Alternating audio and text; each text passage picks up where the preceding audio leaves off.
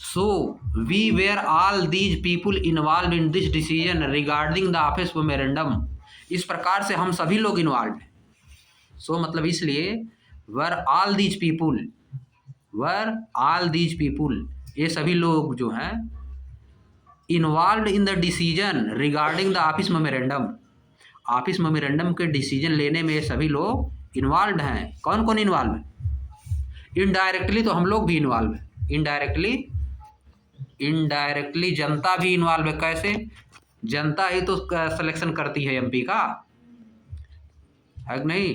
MP का selection करेगी, प्रधानमंत्री के फिर चुनाव वो सब करेंगे। इनडायरेक्टली जनता भी इन्वॉल्व है। और डायरेक्टली कौन इन्वॉल्व है?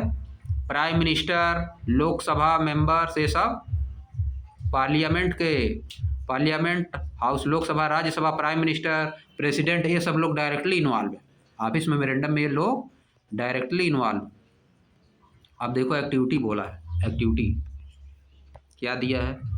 Which points other than the one mentioned above do you recall about these institution from your previous class, discuss in class. आप और कौन सी चीज़ रिकॉल कर पा रहे हैं इन इंस्टीट्यूशन के बारे में? Can you think of major decision made by your state government. क्या आप सोच सकते हैं, आपकी स्टेट गवर्नमेंट जो बड़े बड़े डिसीजन लेती है, आप क्या उसके बारे में कुछ सोच सकते हैं? How were the government, the council of minister, the state assembly and the court involve in that decision. कैसे गवर्नमेंट इन्वॉल्व होती है, काउंसिल ऑफ मिनिस्टर इन्वॉल्व होता है, ये सब चीज़ें, स्टेट असेंबली, कोर्ट कैसे इन्वॉल्व होता है डिसीजन मेकिंग में, ये सब कैसे इन्वॉल्व होता है? अब देखो क्या लिखा नीचे, the office memorandum was the culmination of a long chain of events. Culmination मतलब हाईएस्ट पॉइंट या and point. The office memorandum was the culmination of the long chain of event. Office memorandum क्या होता है? And point होता है। बहुत सी चीज़ें होंगे, कोई भी ऑफिस मेमोरेंडम निकलेगा, कोई पेपर निकला, कोई रूल बना, तो उसके पीछे बहुत कुछ होता है ना। तो ऑफिस मेमोरेंडम क्या है? एंड पॉइंट है। कल्मिनेशन मतलब and point of something, and point of something, जो कि पीछे बहुत समय से चला आ रहा है। पहले बहुत समय से मांग चली कि 27% रिजर्वेशन देना है, 27% रिजर्वेशन देना है, तो तब ना उसका ऑफिस मेमोरेंडम बना। इसीलिए बोला ऑफिस मेमोरेंडम किसी भी लॉन्ग चेन ऑफ इवेंट्स का, बहुत सारी इवेंट्स होंगी तो ऑफिस मेमोरेंडम सबसे लास्ट में आएगा। ऑफिस मेमोरेंडम सबसे लास्ट में आता है, सबसे लास्ट पॉइंट पे होता है ऑफिस मेमोरेंडम। जब ऑफिस मेमोरेंडम आ गया तो इसका मतलब रूल बन गया है, अब उसको फॉलो किया जाएगा। आगे देखो, the government of India had appointed the second backward class commission in 1979। Government of India ने दूसरी बैकवर्ड क्लास कमीशन को स्टेबलाइज किया, किसमें? 1979 में। ये भी जी के प्रश्न है, देखो ये भी प्रश्न है, multiple choice question. The government of India had appointed the second backward commission in which year? 1979। The government of India had appointed the second backward class commission in 1979. It was headed by B.P. मंडल। इसके head कौन थे? B.P. Mandal. Hence it was popularly called the Mandal commission. इसीलिए इसको ज़्यादा लोकप्रिय रूप से क्या कहा दिया गया? मंडल कमीशन इसका नाम दे दिया गया, उनके नाम पे, इसके हेड थे वो, इसीलिए उसका नाम रख दिया मंडल कमीशन।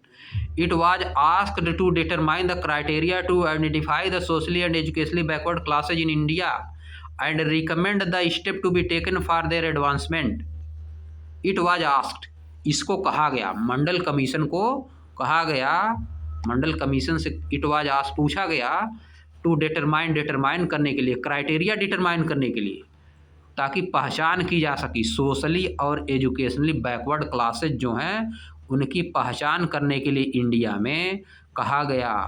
और क्या कहा गया?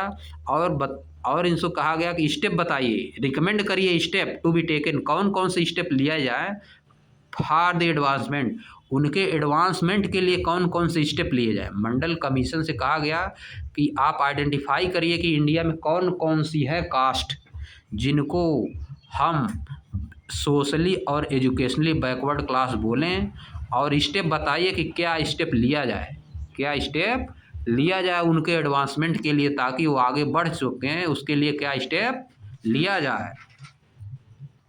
आप देखो क्या फिर आगे बोला है, the commission gave its report in 1980।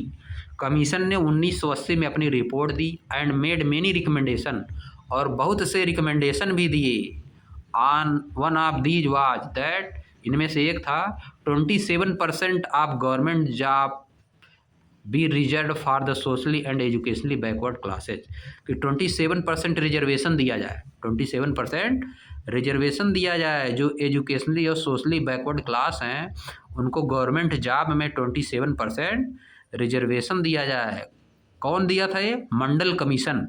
Mandal commission government को सलाह दिया था, रिकमेंड किया था कि 27% रिजर्वेशन दिया जाए।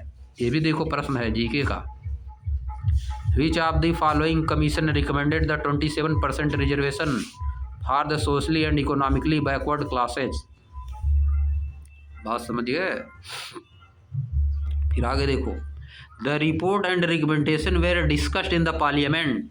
जो रिपोर्ट और रिकमेंडेशन था जो उसके द्वारा बताया गया मंडल कमीशन के द्वारा, उसको पार्लियामेंट में डिस्कस किया गया। पार्लियामेंट में डिस्कशन होता है, पार्लियामेंट में क्या होता है? डिस्कशन पे इसके बाद निर्णय निकाला जाता है, वोट लिया जाता है। किसका? पहले एमपी का वोट लिया जाएगा, पहले एमपी का वोट लिया जाता है। एमपी का वोट लिया जाता है यानी लोकसभा के जो मेंबर होते हैं, लोकसभा के मेंबर का वोट लिया जाता है, फिर वहाँ साइन करवाई जाती है, फिर उसके बाद उसको राज्यसभा में भेजा जाता है, राज्यसभा में लिया जाता है, फिर इसके बाद राष्ट्रपति के पास भेज दिया जाता है, वो साइन कर देते हैं तो रूल बन जाता है, साइन करने के बाद रूल बन जाता है। अब देखो, फॉर सेवरल ईयर, कई सालों तक, many parliamentarian and parties kept demanding the implementation of the commissions recommendation. कई सालों तक कई पार्लियामेंटेरियंस, पार्लियामेंटेरियन में कौन होता है? एमपी। पार्लियामेंटेरियन मतलब MP, member of parliament, and parties, और पार्टी केप्ट डिमांडिंग, यह मांग करती रही, ये मांग करती रही, the implementation of the commission recommendation, कि जो मंडल कमीशन जो रिकमेंड किया है 27% रिजर्वेशन, इसको लागू किया जाए, इसको लागू किया जाए। Then came the Lok Sabha election, तब इसके बाद लोकसभा इलेक्शन आया इन 1989। 1989 में लोकसभा इलेक्शन हुआ। ऑन इट्स इलेक्शन मैनिफेस्टो, अपने इलेक्शन मैनिफेस्टो में, इलेक्शन मैनिफेस्टो मतलब मैनिफेस्टो निकालती पार्टीज, इलेक्शन जब होने वाला रहेगा तो मैनिफेस्टो निकालती है। मैनिफेस्टो मतलब निकालेंगे कि हम ये कर देंगे, हम वो कर देंगे, हम यह कर देंगे, हम वह कर देंगे, बताएंगे कि क्या क्या करेंगे, समझ गए?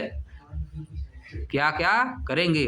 तो वही उसी में party I the Janata Dal. क्या पार्टी आई? Janata Dal party. Promise that if voted to power, अगर हमको वोट दे के आप लोग पावर में लाए, it would be implemented the Mandal commission report, तभी हम मंडल कमीशन की रिपोर्ट को लागू करेगी। जनता दल पार्टी आई, वो बोली कि हम मंडल कमीशन के रिपोर्ट को लागू करेंगे, यानी 27% रिजर्वेशन जो है सोशली और इकोनॉमिकली बैकवर्ड क्लास को दिया जाएगा, मंडल कमीशन की रिपोर्ट को माना जाएगा। The Janata Dal did from the government after this election. कहाँ चला गया जी?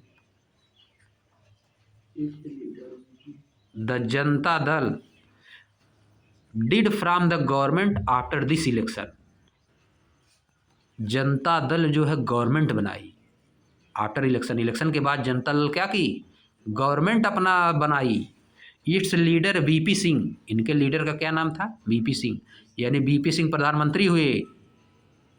बीजेपी के लीडर प्रधानमंत्री मोदी इस समय है, उस समय कौन था? वीपी सिंह जनता दल के लीडर थे, जनता दल पार्टी के। बिकेम द प्राइम मिनिस्टर, वो प्राइम मिनिस्टर बने।